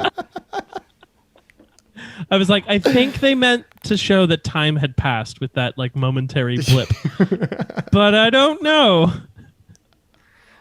Yeah. I don't know. It was fine. It didn't have that effect on me, if I'm being honest. Okay. I thought the first scene was, and she was like, what's on your mind? What are you thinking about? Oh, was that I like, thought was so funny. Yeah. I thought it was funny. I thought that was so funny because I've never had that situation in that exact circumstance with Marisa, but definitely like a serious moment that needs to be like quiet and kind of romantic, and then she just like spirals and just like starts that she needs to just like talk and talk and talk, and I'm like, this is not the fucking right time. Do her parents think you are unfit to marry their daughter? Oh god, yeah. Okay, good. Oh my Yeah. god, they are so unhappy with me. So they're like, so how much exactly, if you don't mind me asking, do you make on this podcast? And you're like, And I'm like, well, the podcast pays nothing, but Zero. CRB gives me $900 every 2 weeks. and I'm like, well, that's a It's a fine living anyway. That was actually one of the very first questions that her mom ever asked her about me, with me standing right there. Ew. It was, does he have an income? Dude, and I was like, I'm sorry. Here, first of all. And you're like, and it's not the 1940s. So just wondering what the fuck is happening right now. Oh my God. I think it was a joke, but it was thoroughly uncomfortable. Oh, no. I'm sorry. There is no way that as a parent to someone, like next to their lover, like to your child's partner, that even if it's a joke, that's never a pure joke. That's a... Well, whatever. I mean, we're past it now. You got CRB now. But I harbor immense resentment. Of course. Who wouldn't? Yes. I'm just kidding. I'm getting nervous that Maurice is going to listen to this and get really You're pissed. You're going to be in trouble. And then I remember that she never listens to this podcast, so we can kind of say whatever we want. Nice. Sounds. Yeah, end of round. Yeah, sure. End of round. Moving on. Moving into our fourth official round, which is acting. Which movie had the most actings? I will say. Go ahead. Yeah. Well, no, you go ahead. Okay, so I thought that while Gosling and McAdams, I do adore these two. I don't not adore them, whatever. They're just actors. Like, I like them, right? Not like a fan, like oh my God. I revere these two individuals. I really emulate them on a regular basis. But no, but I think they both, and it kind of works in many ways that they both do really come across in a young way, but they also really feel like young actors. Like I think they both, I've seen them both perform in a number of things since this. Mm-hmm. And I would say it's probably better, which makes sense. People tend to get better at things as they keep doing it. But that being said, it's really nice to see Ryan Gosling actually acting in movies, because he doesn't really act in things anymore. That's exactly what I was thinking. He smiles. He gets upset. He invests and himself I'm there physically. For all of it. Well, it felt. I liked it. I mean, there definitely was a turning point with Ryan Gosling when he realized that he could be a hot leading man. Yeah. And suddenly his charm went out the window. But I am such a big fan of Breaker High Ryan Gosling, Remember the Titans Ryan Gosling, like that nerdy charm that he had before he discovered being hot is prime time Gosling for me. Yeah. Yeah. Which is why I don't really appreciate him as much in stuff like Drive or even Blade Runner, where he's just he refuses so good to act. in Blade Runner. He's so good. Maybe I have to go back and watch Blade Runner, but I've just seen a couple of movies now in his later years where I'm like, can you please do something? I understand that you're just a feeling actor now, and it's all behind the eyes and it's super subtle, and that's all great, but just charm me a little bit. Give me show me some do something. Oh, okay, but I see what you're saying. I kind of disagree with it at its fundamental roots, mostly because... and with you as a person fundamentally as well. Yeah. At a you as a human grassroots level, I think it's completely flawed. La La Land, as kind of innocuous and mundane as that movie is... Which I have not seen. Okay, his relationship with Emma Stone is incredible, and even though maybe he's not, flexing his acting chops too much, whatever that means, he's still creating a relationship that I buy and I want to succeed, and I'm there for, which he does in this film too. Yeah, that's why it's a weird thing. Like I said, I think he has gotten better. I think he is better, but it's also really nice to see. I don't like that he's gotten better at the expense of being I don't know, just a bit more outward. Yeah, that exactly. Well, for the sake of being stoic, right? Right. At the expense of being So vulnerable, maybe nice is to a see good word. him. Yeah, and where it's we see him being this kind of dumb young kid, and then he's this hot, grumbly, a grizzled PTSD suffering war veteran. Ooh, what a dream. Yeah. just making furniture for his house. Yeah. He's a provider. Get it? So that's what I've kind been of. missing. Kind of. He built the house that his dad paid for, and then Yeah. I think has a job later in this movie, but I'm not really sure. I mean, he works Clearly hard. He worked He hard. makes furniture. Yeah. Yeah, Does he he makes make- Still furniture. working, and he still works at the mill, right? Still seems like he's still working there, right? Or is it? Well, doesn't he? I Doesn't don't he? know. Oh no, go that's not it. I don't know. No, he's not. Anyways, I'm The in GI love something with too. I'm in love with young Ryan Gosling. And I mean, I'm not very familiar with Rachel McAdams' work. She was in one of the Batman movies, right? Or is that no? No. That's Kate Holmes. It's Katie Holmes, as they Katie say. Holmes. But I mean, what this movie definitely has going for it, which I think is to the credit of both the actors, is just the amazing chemistry they have. Yeah. They dated after this, so Yeah, I believe was- that. it was real. But that's like that is the cornerstone of this movie, right? Like without that relationship, there is no film, and I think Yeah. that they found that in spades, and it's pretty wonderful to watch. And just a sec, I have to look up one of the actors' names. Did you cut me off to pause the conversation? No, you stopped yourself. I withheld myself. I withheld myself. You rude son of a bitch. I was gonna no. I'm gonna keep but- talking then. So Okay. No, I'm kidding. Go ahead. No. James Garner and Gina Rowlands, I also thought did spectacular jobs as the elderly people. James Garner in particular, I thought was incredible. Yeah, James Garner was really watchable. I didn't care much for what was her name? The actor? Gina Rowlands. Gina Rowlands, but I think that is not the fault of her. I think I just had accumulated such a disdain for the narrative device that Sure. Okay. Yeah. that I didn't want to watch. But the scene that. where like they're having dinner and she comes back and she's there for a bit and then she disappears again. As an as like something that as an Yes, actor you want to go that yum, was- yum, yum, yum, yum with. Yes. That, phenomenal. Yeah, Yeah, it was that really was well fucking executed. heartbreaking. That moment Yeah. of last time it was only 5 minutes. Yeah. That's me And throwing then- up from pain and in then my stomach. That's the part that it's that scene that they show in Just Yeah. Friends. Right. Yes. yeah. It's that moment. It's her going, "Oh, it was me. It was us. It was us." Mm-hmm. And then he's so happy, and then he's so sad because he realizes that like it can't He's go lost on her like this again. forever. Yeah. Yeah, I still think it was unnecessary though. I will die on that hill. I Okay. just- Well, rest yeah. in peace. Okay, thank you. That what was unnecessary? That the entire B plot of them in the retirement home. Yeah, but I just think the movie is like wafer thin if it doesn't have that. But that doesn't add any substance. It's clearly just an additional thing to make you more sad. Correct. Yes. So that doesn't make the movie any meatier. It doesn't add any depth to the story. It just adds to the story. Yeah, which some people perceive as meatiness. Okay, I guess, but Yeah. I disagree respectfully. Although I did like James Garner. Yeah. Anyways, we can move on. I'll stop bitching about the old people. Ryan Reynolds was underwhelming. Oh yeah.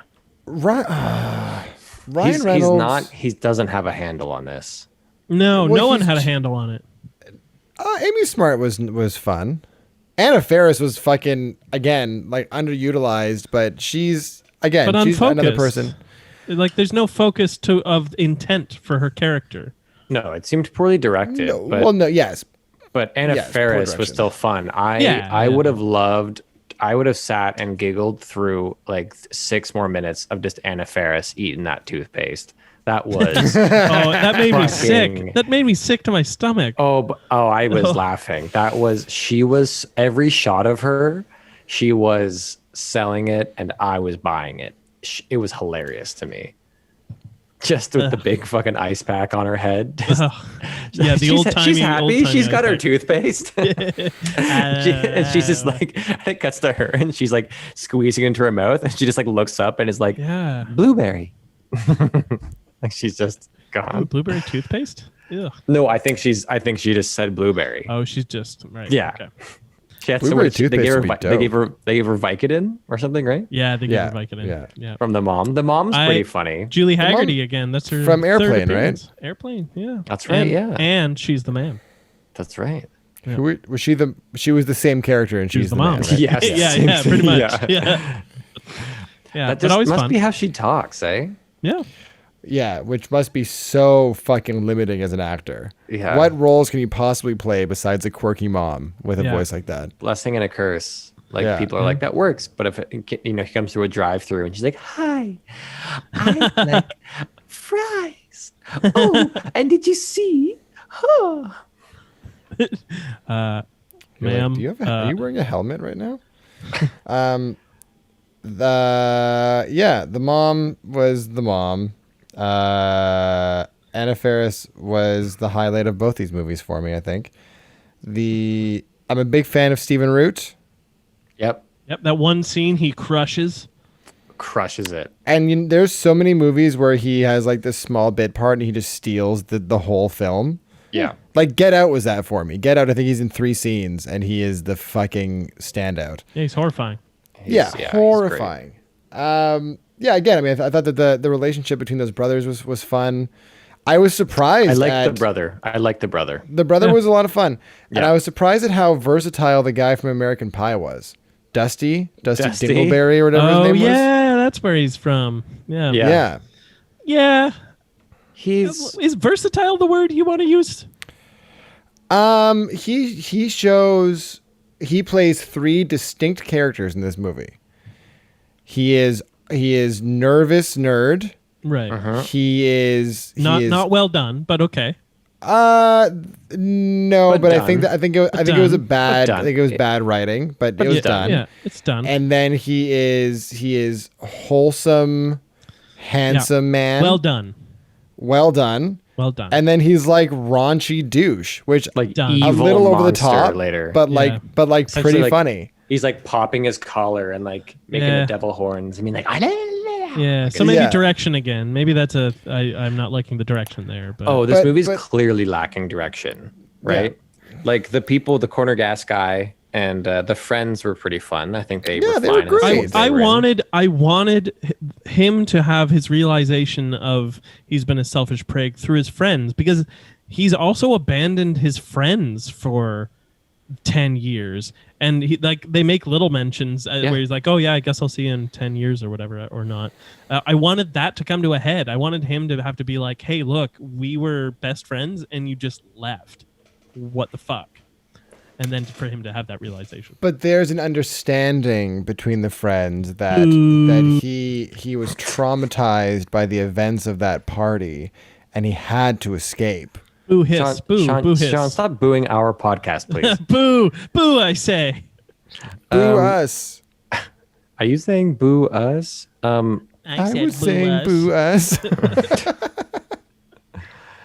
Copyright struck. Boom. Disney's coming for us. They're coming for us now. They probably cut that from that episode. But yeah, also the Tim or whatever, the high school jock, Jim Yeah, Tim. so good. What? Good? Jim, I just know- the guy who many Tims. reads the guy who reads Oh, you know his- many Tims, I see. Yeah. He certainly seems like someone who like was a childhood friend of the director who got to be in the movie. Right, sure, yeah. Yeah, the character, I thought the idea was right, but the execution was horrendous. It I kind thought of that actor was bad. I thought it was Yeah. a fucking caricature, which I guess maybe is fitting for this movie, but like even for this movie, that character seemed He has She's the, like, too much. bald cap on, but his natural hair along the side. yeah. Yeah. Yeah. I mean, I'm always happy to see a high school jock bully be a complete failure in his adult life. That Yeah. makes me happy. Oh yeah, still wearing his same varsity jacket at the bar 10 years like later. if you're shitty to people in your younger years, you deserve Yeah. to just crash and burn. I will say he nailed the line delivery when he's like, "Hey, do you have $5 that I could like have?" yeah. Great introduction. Reintroduction to that guy. That's a great line, and he nailed it. Yeah. Back to the What did- Notebook. Oh no, yeah, Danny, go. What did we think about Rachel's mom in the Notebook? She's good. It's good. Yeah, I it's think. very good. I liked her. Okay, so the question that was posed to me during the scene, when she drives up to the Oh my God. that there 25 years ago, I had an affair with him and I almost ran away and blah blah blah blah blah. Was she telling the truth? I only say yes because there was that knowing look of recognition from the guy as he was shoveling his tar. Yeah. Well, was it a knowing look, or did you misconstrue it as a knowing look, and he was just looking at some ladies over in a nice car? That seems like a red herring that is maybe too complex for the plot of this movie. That's what I was mainly But going to say. I took from that, I think she's telling the truth, and I think she brought her there because that's her father. Because the timeline matches up. I thought that too. I thought about that too. I also would have loved if he had like looked up and seen her and be like, "Who the fuck are you?" Why is there a woman here? Yeah. It's bad luck. Damn it, Charlotte! Stop driving here. I told you there's no future here. I know you want what I got, Yeah. but you just gonna have to live without it. Yeah. I brought your daughter. Can't prove that. Well, did she say that she had an affair with that dude while she was with Colonel Sanders? Yeah. It was like her like he brought her back essentially. Right. Yeah. Right. But like she's 17 in 1940 and then Gossie goes off to war and that ends in 45 when she meets James Marsden, and they're together for what, like a year or so, which would make her like 23, 24. So if the affair happened 25 years ago, you know, I'm just saying. I'm just saying. I'm a movie detective. Damn. I bet there are multiple forums on like Reddit, for example, dedicated to this exact theory. Maybe. Definitely Twitch, any 4chan. thoughts? No, there's no more 4chan, would that be the more. place where people discuss the Notebook? Probably 8chan. Yeah, only Is it would be 8chan like a deeper depth of the 8chan's internet? where the real racists go. Yeah. That's fucked that there has to be a place on the internet for the real racists to go. Yeah. 4chan, right, is like where people go, they're like, these people aren't racist, they're just like my friends. They like the same games that I do. Ha ha ha ha ha. Yeah, while also And then there are espousing racists racism. there. But and but 8chan then is like, yes. aren't those losers in But then 4chan 8chan fucking is like, nerds? and like fucking virgins. Yeah. Let's go to 8chan. The internet. Yeah. Any more actors? James Marsden. He's great. he's very charming. He's also super handsome. Yeah. My goodness, what He a is. handsome I lad. missed his Cyclops face, though. I wish that he had the eye gear for this movie. Forever. Just could you always Yeah. wear that, please? You're just always Cyclops in the 40s. My eyes. That would be funny if like he was in the hospital and his head was wrapped and his eyes were covered, and then he meets her afterwards wearing shades and she goes to like take them off and he's like, no, I can't. Oh, that would have made my entire life. What they should do once they can start, I'm going to go on another side tangent. I think it'd be fun once like, you know how they can de-age people now, like how they de-aged Sam Jackson for Captain Marvel and stuff. Yeah. Like just go back and retroactively make each one of your movies part of a consistent universe, like cinematic universe. That character of James Marsden went on to host a talk show in Hairspray, and then eventually became Cyclops for the X-Men. Like it becomes one. Because Wolverine's in the war too, so there's no reason that like Wolverine can't be like, I remember you. You know? Oh yeah. Yeah, except that Cyclops isn't around for the war. Wolverine's like 100. Yeah, but we're saying that Cyclops is like he's a mutant, so something comic Yeah, book you create magic. a reason why Yeah. that can happen, and then you do it. Yeah. Yeah. Come on, Daniel. Did they de-age Sam Jackson for all of Captain Marvel, or was that just really good makeup? No, they did. It was No, a bunch they of totally CGI. did. Yeah. Man, that should not be allowed. Just in Why? movies in general. I don't know. I mean, I agree. It is going to lead to a movie where Disney puts all of the boomers' favorite movie actors from the 40s, 50s, and 60s into a movie together just to get the last $100 million out of them before they all go away. What you're describing is a different version of The Irishman. Which is, I can't wait to see a new Indiana Jones with a 25-year-old Harrison Ford. I'm just saying. Right. Here we so go. It's Indy 6, yeah. Yeah. well, between that and like deep fake technology, we're not going to need any new actors ever.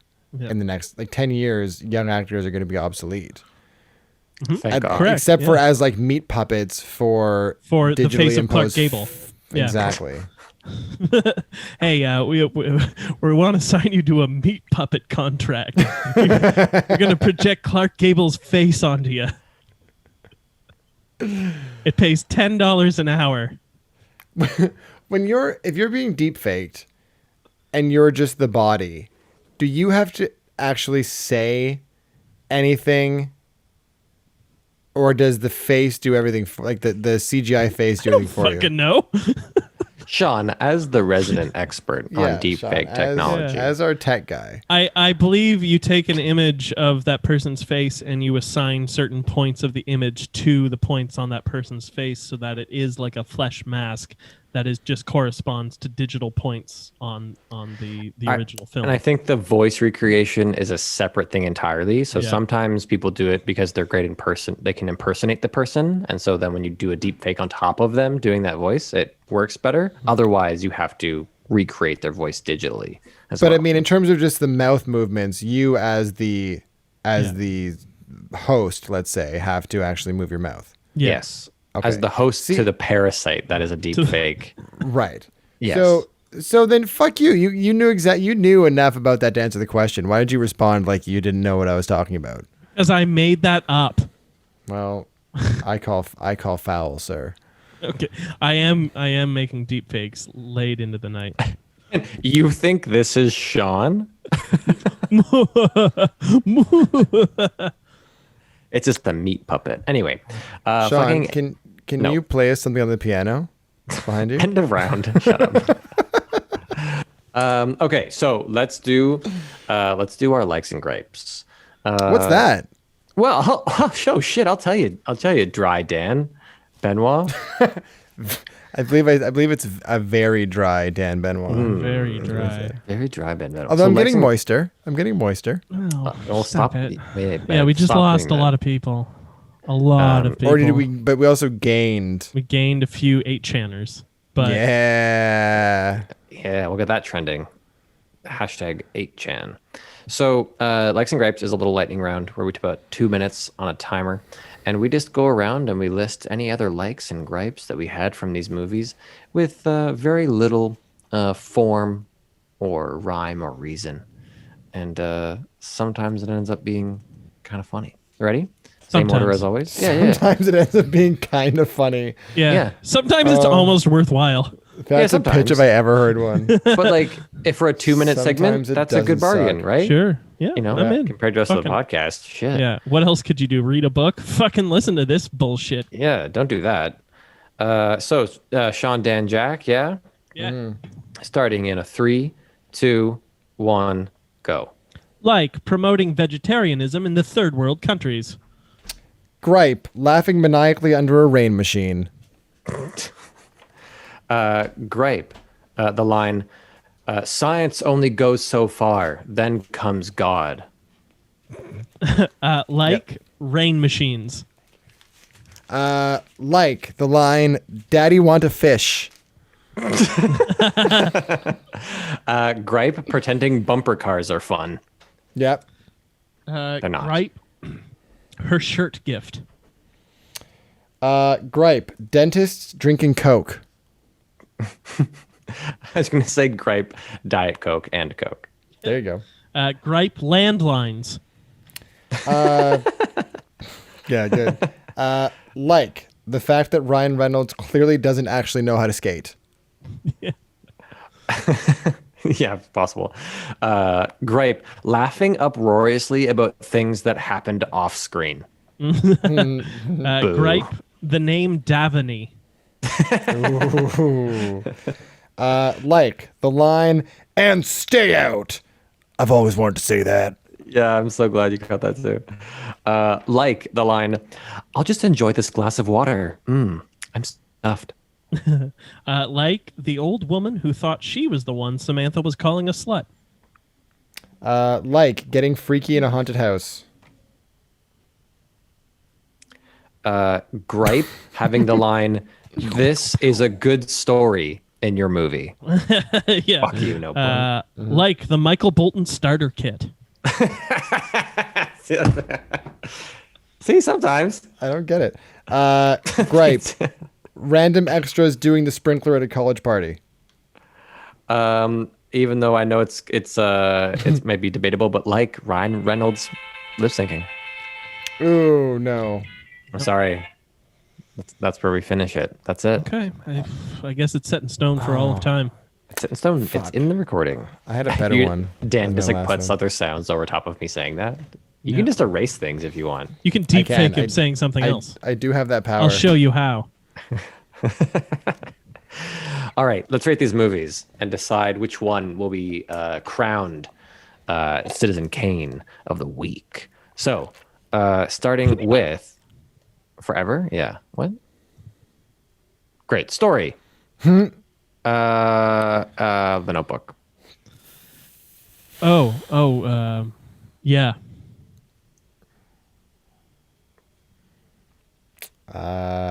Okay. Well, no comment. Let's just move on. What's your vote? No, Dan? you gotta vote, motherfucker. You know what? I actually no, The Notebook. I was gonna try and make a case for Just Friends, but all right, The Notebook. It's like a really bad script. It's a bad script, but you know that I always like to go for premise over execution in terms of story, because like the story can be one thing, how it's actually put out into the world is another thing. So the story of two young lovers who Titanic. can't be together and then are together. Yeah, exactly. Romeo and Juliet. Yeah.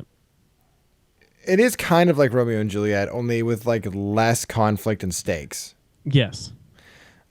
Or, you know, the life journey of a man's transformation. Okay. And okay, let's just move on. Yeah. No. Okay. That's or Van Wilder in Yeah, exactly. the friend zone. In the friend zone. Yeah. Yeah, that's what this movie should have been called. Yeah. I think it would have been more true to itself. This movie should have been called The Friend Zone, really. It really should have. Yeah. Yeah. But yeah, that's shitty. It's a shitty thing. Anyway, so looks. Looky looks. Well, The Notebook. I think it has to be The Notebook, yeah. It definitely is The Notebook, yeah. This is a bit of an imbalanced comparison this week. I'm starting to realize. Okay, let's keep going. And I didn't think it would be. No, I remember it being a better movie, Just Friends. As do I. And I think I was just a teenager or something when I saw it or whatever. I was think in it was in what I called a friend zone at the time. So, yeah. I see. I didn't think it was a bad movie. I actually had a lot of fun in the movie. I had fun. But like The Notebook is just more of a movie. So if we're analyzing it critically, there's no real shot. But anyways, let's keep on moving. Yeah, Just Friends, to be clear, like for me, wasn't like a groaner. Like I wasn't like ugh. Like No, I was able far to from the watch worst. it. And Yeah. It wasn't like does Van fun Wilder, stuff. The Rise of Taj. No. Nope. I haven't seen that movie, but I'm assuming it's bad. Although it's the guy from Harold and Kumar. Yeah. Right on. I'll watch Harold and Kumar. Yeah. Ooh, we should do Harold and Kumar. Sounds. I mean, yeah, sounds. Yeah. I think Friends. this is one where I have to go Just Friends. Yeah. As do I, yeah. Ooh. Yeah, that one, the sound of the Notebook is just, it's just too much. Yeah. It's too much. I can't. Although, even though still like minus points for Just Friends for all those bad scenes that they had in the movie that we didn't talk about, where it suddenly becomes like bum, bum, dum, dum, or like bum, bum, bum, bum, bum, bum, as they're fighting on the terrible hockey scene and the stupid destroying the Christmas decoration stuff, and the music becomes this like I don't know what like weird like Dennis the Menace type fucking. Anyway. I did appreciate the destroyed Christmas house. That was funny.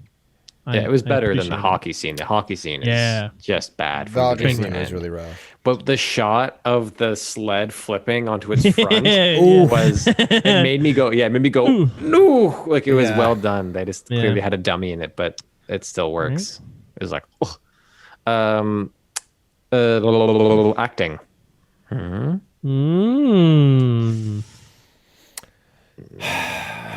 Choice. I mean,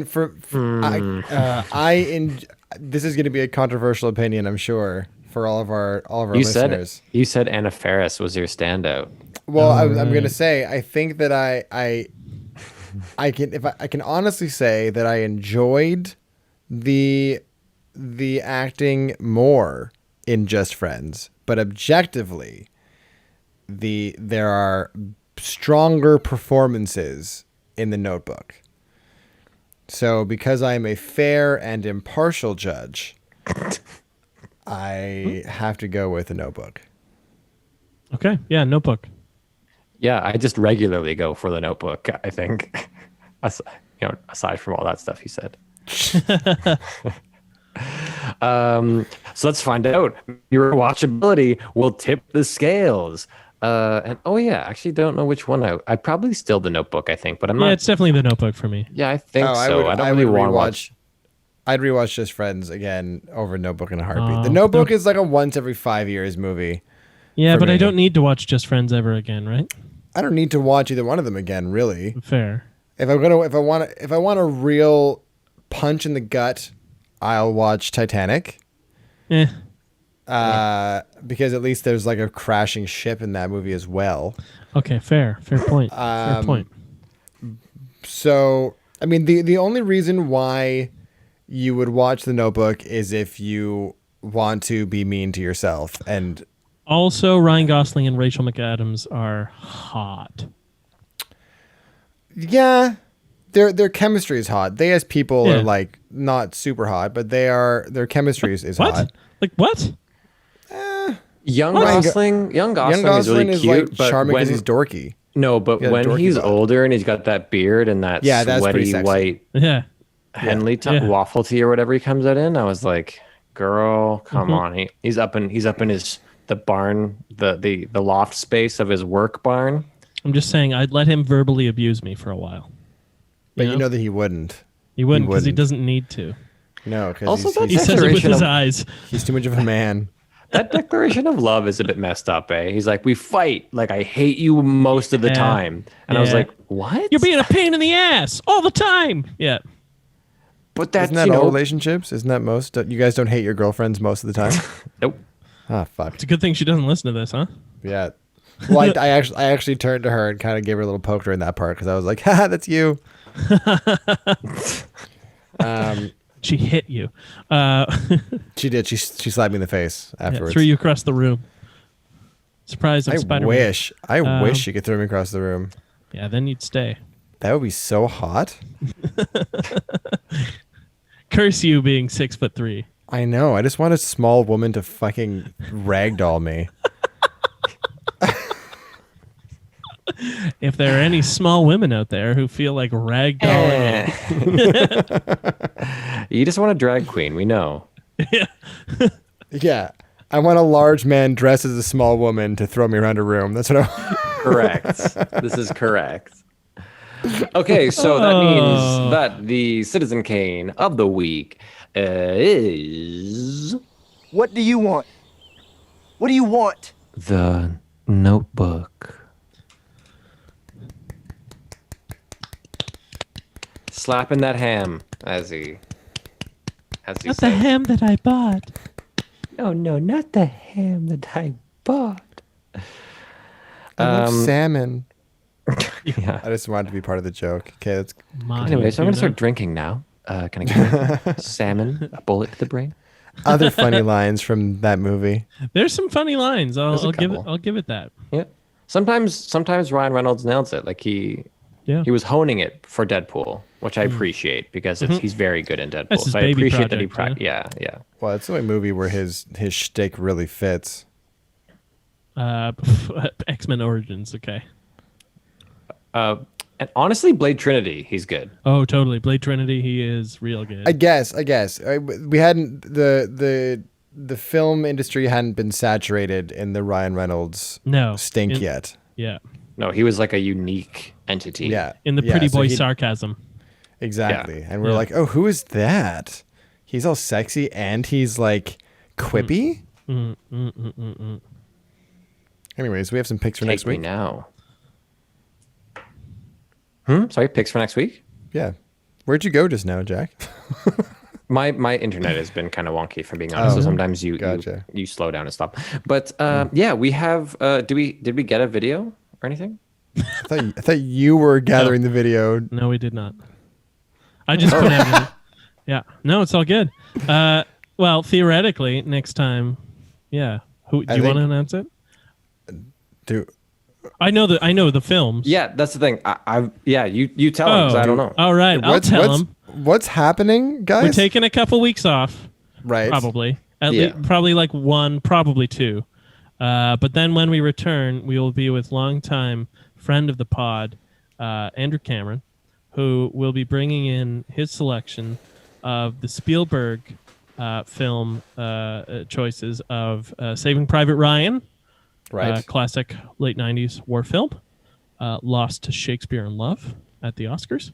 And it will be paired up against Steven Spielberg's follow-up to Jaws, I believe, 1941, a yuck comedy about Japan maybe bombing Los Angeles. All right.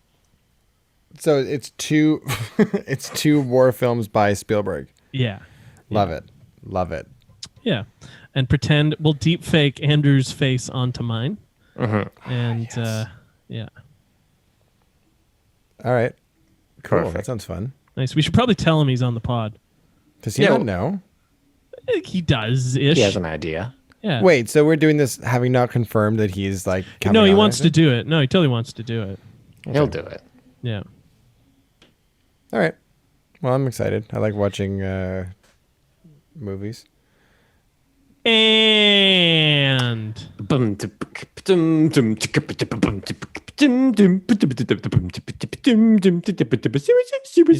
Kane you're versus a bird, I'm a bird.